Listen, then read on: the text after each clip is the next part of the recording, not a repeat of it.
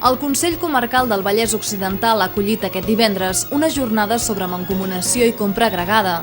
Es tracta d'un pas més en l'eficàcia i l'eficiència de l'administració local. La jornada s'adreçava al personal dels ajuntaments. Sabadell canviarà el sistema d'enllumenat dels carrers per un de més sostenible en forma de LEDs, com ja s'ha fet amb els semàfors. Ara ho farà a través d'una empresa de serveis energètics. L'objectiu és estalviar en energia i economia. La sala d'espera d'urgències de pediatria de l'Hospital Taulí ha canviat d'imatge. Les seves parets s'han omplert de colors per fer més agradable l'estada als nens. La inauguració ha comptat amb el jugador del Barça, Isaac Cuenca. Els gossos són el millor amic de l'home i molt especialment de la gent gran. La protectora d'animals de Sabadell organitza tallers amb gossos a les residències de la ciutat. La intenció és millorar la motricitat i la memòria dels avis que hi viuen. L'Arxiu Històric de Sabadell ha trobat uns manuscrits inèdits del metge i historiador sabadellenc Bosch i Cardellac. La restauradora Núria Flors els va descobrir i els va lliurar a l'arxiu. Es tracta d'uns documents d'un alt valor històric.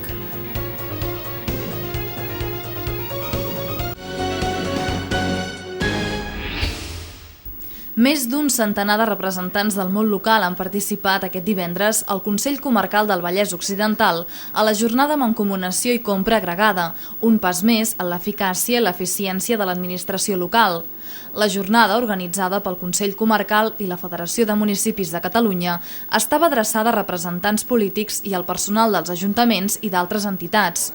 El president de la Federació de Municipis de Catalunya ha reivindicat el paper dels ajuntaments catalans, que han donat progrés, cohesió i benestar als municipis. També ha afirmat que els consells comarcals han d'estar al servei dels governs de la comarca i ha posat el Vallès Occidental com a exemple en la mancomunació. La preocupació que tinc com president, com a alcalde i per tant com part de la realitat local és que algú ha tingut èxit en posar-nos a nosaltres, l'administració local, com el centre de l'univers de la crisi. I fins i tot s'han convertit en protagonistes en negatiu, perquè hem fet piscines, perquè hem fet pavellons, perquè hem millorat l'espai públic, perquè havien de fer-ho, perquè hem construït escoles bressol perquè era necessari, perquè hem fet biblioteques perquè era necessari. Bustos ha demanat al govern català celeritat a la construcció de la llei de governs locals i hisendes locals. En relació a això, el director general de l'Administració Local de la Generalitat, Joan Cañada, ha felicitat el president de la Federació per la seva lleialtat institucional cap al govern i cap als municipis. I aquesta és l'ànima, i ha de ser l'ànima de les entitats que estan per sobre dels municipis, en facilitar una sèrie de serveis i gestions per tal de fer-los més eficaços i per tal d'ajudar-los a que aquests serveis es portin amb la màxima qualitat possible i amb el mínim cost possible. La presidenta del Consell Comarcal del Vallès Occidental, Pepita Pedraza, ha explicat l'experiència d'aquesta entitat en compres agregades, per exemple, de telefonia i energia. El Consell Comarcal assumeix un paper important pels municipis que en formen part. Hem après al llarg de la història que viure en societat ens aporta molt més que anant cadascú pel seu compte. Si entenem cada vila, poble i ciutat com una unitat, veurem que si treballem plegats, totes i tots, ens sortirem beneficiats. L'objectiu principal de la jornada era impulsar processos de mancomunació o prestació conjunta de serveis, així com de contractació agregada. Les obres del metro que afecten el passeig i la plaça Espanya podrien reprendre l'activitat en breu, gràcies a un acord entre l'Ajuntament de Sabadell i la Generalitat. L'alcalde Manuel Bustos ha volgut transmetre un missatge d'optimisme posant èmfasi a la tasca que ha estat realitzant l'Ajuntament des que les obres s'aturessin el passat 25 de gener. Ara estem en un moment en el que tothom està opinant, tothom està dient i nosaltres hem cregut bo dir, escolta, les coses van bé. Fins ara han anat molt bé des del punt de vista de diàleg i de comprensió i de sensibilització per part del govern de la Generalitat. El conseller ha anunciat, ell ha anunciat, sense que ningú li demanés que ho fes públic, que esperava que abans de l'estiu ja tindre el finançament enllestit. La redacció dels dos convenis entre l'Ajuntament i la Generalitat dona resposta a la necessitat que s'urbanitzin de forma definitiva les zones afectades per les obres. També s'ha redactat un acord que permetria que les obres del pàrquing del passeig puguin avançar independentment de les obres dels ferrocarrils. Si hi ha un compromís per part de la Generalitat de soterrar tota aquesta part final del tram, hi ha un conveni de millora del fer el passeig del Can Feu Gràcia, nosaltres ens comprometem a urbanitzar i començar aquí, que sabem que no pot suportar per més temps la situació d'afectació per obres. Però si és fruit del conveni, nosaltres no podem fer-ho d'una altra manera. Seria una irresponsabilitat. Un cop signat el conveni, la seva aprovació comprometrà la Generalitat a fer el soterrament del tram de metro de Gràcia a Can Feu. Per la seva banda, l'Ajuntament s'haurà de fer càrrec de les obres en la superfície del passeig i la plaça Espanya. Que vam acordar que el soterrament, com que la Generalitat no fa soterraments, vam quedar que aquí l'Ajuntament col·laborava en aquest soterrament i llavors s'han tingut que buscar els mecanismes legals de com poder col·laborar, perquè nosaltres a la Generalitat el que li toca és reposar superfícies i nosaltres, lògicament, el passeig que farem no és reposar la superfície, és una altra cosa, és un passeig nou. Per dur a terme la urbanització definitiva del passeig i les obres de plaça Espanya, l'Ajuntament té reservats 4 milions d'euros. Aquest mes de maig es valoraran les propostes per escollir el model de passeig que finalment es construirà. Estem en la recta final, mantindrem el rigor i la responsabilitat que fins ara hem tingut i l'actitud que hem traslladat al govern de la Generalitat i especialment al conseller Recoder, que hem preferit el treball discret i el treball rigorós, en aquest cas simplement la crítica al que es mereix l'aturada d'unes obres tan importants per Sabadell com són la construcció de 5 estacions i en aquest cas el que comporta de transformació de l'espai urbà. Des de l'Ajuntament també s'ha demanat a la Generalitat que tapi el forat de plaça Espanya fins que pugui complir la seva funció d'accés a la nova estació de ferrocarrils. Sabadell aposta per un nou model de gestió de l'enllumenat públic que millorarà els criteris d'eficiència i reduirà la contaminació lumínica. Aquest sistema d'enllumenat mitjançant LEDs suposarà un estalvi del 30% en energia i de 600.000 euros l'any en termes econòmics. Ho fem, com diu el Ricard Estrada, per un compromís amb el medi ambient, un compromís amb la sostenibilitat, un compromís amb tots els compromisos que des de la societat ens trasllada als gestors públics de lluitar contra el canvi climàtic, de no contaminar ni tan sols lumínicament. I és per això que a nosaltres ens honora que avui Sabadell es converteix en un referent des del punt de vista de compromís amb el medi ambient. El nou model de gestió s'ha dissenyat conjuntament amb els serveis de medi ambient de la Diputació de Barcelona i també ha tingut el suport tècnic de l'Institut Català de l'Energia, l'ICAEN.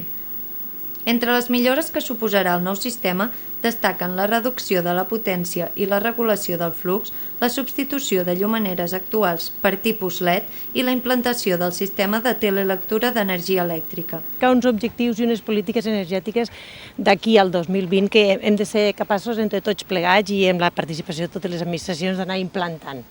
Com no pot ser d'una altra manera, aquest pla, l'objectiu és assolir una economia i una societat de baixa intensitat energètica i baixa emissió de carboni, innovadora, competitiva i sostenible a mig i llarg termini. Però com no pot ser d'una altra manera, aquest pla el que contempla molt són totes les actuacions que van en la línia de l'eficiència energètica. Després d'examinar el model energètic que s'aplica des de fa 40 anys a Sabadell, l'Ajuntament va constatar que era un sistema de gestió obsolet. Fent una valoració acurada de diversos models amb sistemes més sostenibles, s'ha optat per gestionar l'enllumenat públic a través del model de contractació d'una empresa de serveis energètics. D'aquesta manera, Sabadell es converteix en la primera ciutat de més de 200.000 habitants que implanta aquest sistema. Perquè això permetrà, d'una banda, estalviar emissions i, per tant, estarem contribuint a la lluita contra el canvi climàtic, però, per l'altra banda, i en aquests moments això podríem dir que és igual o més important, també permetrà uns estalvis importants a l'Ajuntament i en aquests moments creiem que això en molts ajuntaments pot ser crític. I a més permet fer això sense que l'Ajuntament hagi d'invertir, sinó que la inversió la realitza una empresa privada. L'empresa de serveis energètics s'encarregarà del manteniment, la telegestió i les reformes necessàries per a la implantació d'equips d'alta eficiència. Amb aquest contracte s'inicia un període de 6 mesos on Sabadell rebrà 6,5 milions d'euros d'aquesta empresa per canviar l'enllumenat per LEDs. Aquesta inversió té l'objectiu de reduir el consum energètic i la despesa en la factura elèctrica, així com en el manteniment. Amb l'estalvi aconseguit s'amortitzarà la inversió de manera que surti rendible en un termini aproximat de 10 anys. Això representa un estalvi anual d'uns 600.000 euros, d'aquestes gairebé 30.000 punts de llums que té la ciutat, i és evident que amb la renovació d'aquest servei a la nostra ciutat el que aprofitem és per millorar i continuar en aquesta línia que venim des de fa molt de temps invertint. El canvi en el model de gestió s'ha fet d'acord amb l'estratègia del canvi climàtic aprovada el 2009, als principis de l'Agència Local de l'Energia i amb l'Agenda 21+10. Les parets de la sala d'espera d'urgències de pediatria de l'Hospital Taulí han canviat d'imatge. S'han pintat perquè els nens no passin malament mentre esperen ser atesos a urgències. La ONG Cooperación y Ayuda ha dut a terme la iniciativa, que ha portat per nom Pintem Il·lusió. Fer agradable un hospital és una tasca que hem de tindre clar, no? I com deia abans, moltes vegades incorporar diners del propi pressupost per a aquestes coses quan hi ha necessitats potser més peremptòries, ho deixes en segona fila. En aquest sentit, ajudes o treballs d'aquest tipus ens ajuden i molt, i el que vull és transmetre institucionalment l'agraïment per poder haver fet això i, evidentment, animar-los a que la tasca segueixi i puguem fer moltes coses més plegats. Aquí en la sala, entre todos hemos acordado hacer un dibujo donde el personal del hospital estuviese introducido en el mural y podéis ver que las mariposas son la gente de quirófano, bueno, está todo el personal desde mantenimiento, médicos, para acercar un poquito a los niños hacia el hospital y que no dé tanto miedo entrar. Ha sido un proyecto precioso y yo estoy encantada de haber participado en él y bueno, espero que sea el principio de poder hacer otras muchas cosas para los niños aquí. Sí, el proyecto ya se llamaba Pintem Ilusión, ¿no? Ya íbamos con esa idea. Estamos encantados de tener iniciativas de este tipo, como bien han dicho la gente del hospital, y que gracias a empresas que tenéis ahí colgados, empresas que nos han ayudado, al igual que los voluntarios, que sin ellos pues estos proyectos no se podrían llevar a cabo. La sala principal s'ha decorat amb paisatges del mar que, segons l'artista, representen el personal de l'hospital. Les papallones simbolitzen els infermers que tenen els nens malalts. A la segona sala s'han dibuixat fades de color lila. Tots els dibuixos estan fets amb alçada per la mateixa artista. A la inauguració, que ha tingut lloc aquest dijous, han assistit els jugadors del Barça Isaac Cuenca i Cristian Tello, així com personalitats del món polític i social de la ciutat. Qui vulgui pintar una altra sala del Taulí s'emportarà una samarreta del Barça signada per tots els jugadors. Els gossos de la Lliga Protectora d'Animals de Sabadell s'han convertit en autèntics terapeutes per la gent gran. Els beneficis de la teràpia amb gossos són molts i s'han demostrat amb experiències personals i casos clínics, tant en gent gran com en persones amb problemes emocionals. Aquesta setmana tocava fer la visita mensual a la residència Ciutat de Sabadell, on ja han pogut comprovar els beneficis. És una activitat molt completa perquè treballen aspectes tant cognitius, motors, que són importants per ells, per mantenir les capacitats. Però sobretot el més important i que hem vist és el tema més de l'estat anímic, l'estat d'ànim o més emocional, i també de comunicació i expressar-se els uns amb els altres. Des de fa 2 anys, la Protectora de Sabadell realitza un programa de visites canines a algunes residències de la ciutat per donar alegria a la gent gran. La residència Ciutat de Sabadell va ser la primera en apuntar-se a aquesta activitat, seguida pel Centre Sant Francesc i, més recentment, la Creueta.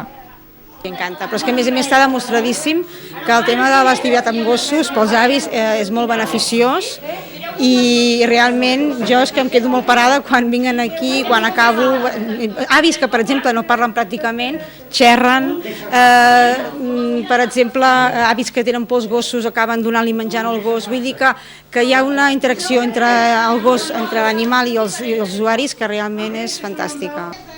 La Hannah i l'Eddie són dos dels gossos que un cop al mes assisteixen a la cita per oferir el millor d'ells. Els animals que participen en aquesta activitat han estat escollits per la protectora pel seu caràcter afable, la seva intel·ligència i els seus dots sociables. Vaig començar com a voluntari a la protectora, netejant patis, cuidant animals, i em van proposar fer activitats extres, diguem-ne, i una d'aquelles era estar amb la gent gran, i vaig decidir provar-ho, i si m'agradava, i continuo després de 2 anys. O sigui que és una activitat que t'omple. La visita dura aproximadament 1 hora i no es basa sols en acariciar i interactuar amb els gossos. Els voluntaris del refugi i les terapeutes dels centres també col·laboren organitzant jocs i exercicis específics per estimular la motricitat, les relacions i la memòria. Per exemple, juguen a buscar la parella amb unes làmines característiques on les fotografies són dels gossos de la protectora. Fem activitats amb gossos i altres activitats amb fitxes, amb dibuixos, perquè així el gos no estigui tota l'estona treballant. Perquè són gossos que no estan acostumats i aleshores tampoc es poden cansar massa. Fem molta activitat de memòria, activitat de psicomotriu, d'aixecar-se, d'haver-se d'ajupir, de tirar el menjar. Mira, és distreta, sí, mira, entretinguda, distreta, i així despertem una mica la memòria. Sí, molt, i veniu sempre, que això agrada. Des de la protectora lamenten no poder atendre més centres, ja que en ser una activitat realitzada per voluntaris els falta temps. L'Ajuntament de Sabadell està fent obres per instal·lar la recollida pneumàtica de residus al centre de la ciutat. Segons el consistori, aquest projecte permetrà a Sabadell un estalvi de 300.000 euros cada any. També proporcionarà un canvi als contenidors, que passaran a ser unes bústies on es dipositarà la brossa. Pel que fa a l'apartat mediambiental, hi haurà un canvi important, ja que s'eliminarà el soroll dels camions i, per tant, la contaminació acústica i es reduirà l'emissió de CO2 a l'atmosfera. Aquesta obra està subvencionada amb 7,8 milions d'euros, un 80% dels quals provenen de la Unió Europea. L'Arxiu Històric de Sabadell ha donat a conèixer un manuscrit inèdit del metge i historiador sabadellenc Antoni Bosch i Cardellac. Es tracta d'una donació de l'arxiu de l'advocat Joan Sales Anton amb un alt valor històric. La seva descobridora va ser la restauradora Núria Flors. El descobriment són unes cartes escrites pel mateix Bosch. Diríem, a l'arxiu sempre passen fets curiosos, per això ja sabeu que a vegades trobem, ens aporten un fons que es troben en un contenidor en un poble de l'Aragó que no sabem com ha acabat en allà, doncs el fons d'un periodista, o a vegades, com avui, trobem alguns documents inèdits dintre de l'aportació d'una altra persona insigne, que és el fons del Joan Baptista Sales Anton. I ara fa cosa de pràcticament un mes, justament va ser el dia 3 d'abril, doncs, una casualitat d'aquestes que té la vida, el director de l'arxiu va rebre una trucada d'una senyora de Barcelona, Núria Flors, em sembla, Núria Flors, que també casualment, doncs, ella és restauradora, per tant, té una certa inquietud per tot el que seria la conservació del patrimoni. Val la pena de remarcar que Anton Bosch i Cardellac és una figura molt important per Sabadell, però també pel conjunt d'intel·lectualitat catalana del segle XVIII. La seva fase madura, que és a tombant de segle XVIII-XIX, és a dir, fa uns 200 anys, la va viure entre Sabadell i Bràfim. I és que si aquesta troballa l'hagués dissenyat un guionista de TV3 d'un dramón d'aquests de la tarda, hagués estat acomiadat directament per inversemblant tot plegat. Perquè quan el Joan em va dir, m'han trucat que hi ha una senyora que diu que té uns papers del Sales, hòstia, tu pots imaginar de qui pot ser? No, jo vaig perseguir 2 coses, no me n'he sortit, 3, no me n'he sortit cap de les 3, i no tinc ni idea, i com es diu la senyora? I diu Flors. Antoni Bosch i Cardellac ha estat una de les figures més importants de Sabadell. No és la primera vegada que es troben documents com aquests. Al llarg dels anys, l'Arxiu Històric ha rebut diverses trucades de gent que ha trobat material de gran valor.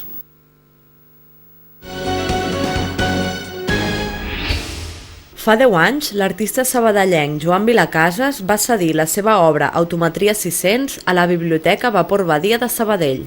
En principi, aquest cotxe s'hauria d'haver retirat aquest any, però la filla d'en Joan, Cristín, ha decidit renovar el contracte per 10 anys més. Segons el regidor de Cultura, Joan Carles Sánchez, poques vegades es veuen escultures dins d'una biblioteca, i aquesta ha estat vista per milers de sabadellencs. La seva filla va col·locar aquí el cotxe, perquè era un lloc on podia ser vist per molta gent. Joan Vilacases ha tingut un paper important dins l'art abstracte català. Amb aquesta obra volia representar la personalització de tot allò que l'envolta.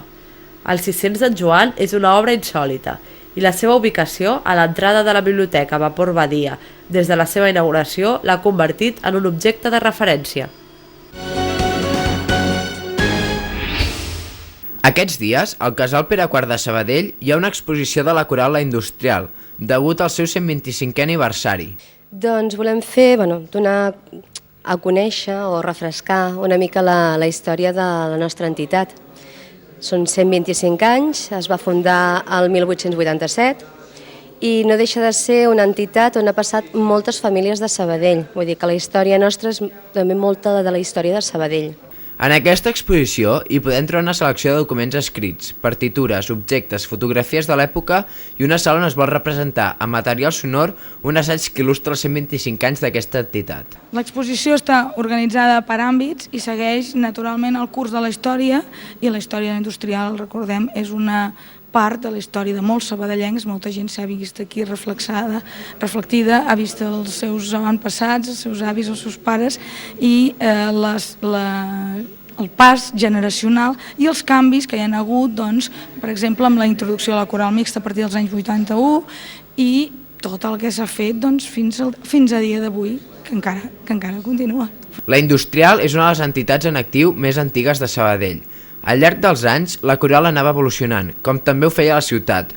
Per això es diu que tant la coral com la ciutat tenen històries paral·leles. D'aquí ve el nom de l'Industrial, de la indústria d'aquells temps, juntament amb el moviment obrer. Home, mira, el primer de tot que vaig notar va ser un altre comportament amb els homes. Amb els homes que vam quedar, perquè n'hi van haver que van dir que no volien estar cantant amb dones. Bueno, la gent a vegades té... Jo el que vaig notar, amb els que van quedar, que hi havia un respecte. A part d'enriquir-te amb la música, o sigui, amb les cançons, que van ser un altre tipus de cançons i això, i vaig pensar que allò era un pas endavant. Sempre he pensat que... I s'ha escrit això, ja que si Clavé hagués hagut de tornar a formar les corals, doncs en aquest temps nostre les haguera format amb dones. L'exposició està dividida en 4 espais diferents. Els inicis, que conté Clavé, la música del segle XIX i la formació de la coral. El segle XX, amb les vivències de la coral en èpoques difícils. El cant, una forma de resistència, la creació de la secció infantil i del cor mixt als anys 80. I la consolidació de la coral mixta, on hi podem trobar l'evolució de l'entitat en les seves vessants socials i musicals.